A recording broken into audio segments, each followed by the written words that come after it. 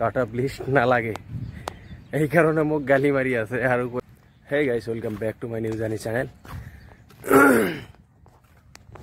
তো guys exam আহি গল আসাম পুলিশৰ আৰু ডিএমই এক্সামটো আছে 30 তাৰিখত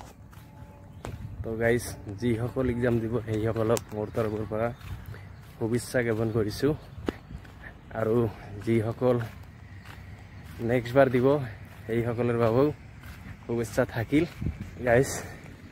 কিছু মানে মোক গালি মাৰি আছে মানে পুরা গালি মারি আছে এই কারণে গালি মারি আছে যে মই এটা ভিডিও বানাইছিলো যে কাট অফ লিস্ট নালাগে এই কারণে মোক গালি মারি আছে আর কই আছে যে তই এক্সামত ফেল করিবি আর কিবা কিবি করিবি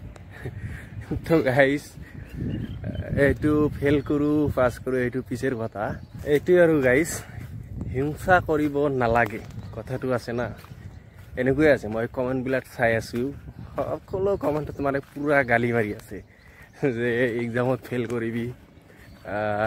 কাট অফ লিস্টের উপরত মানে যে ভিডিওটো দিছিল যে কাট অফ লিস্ট নালাগে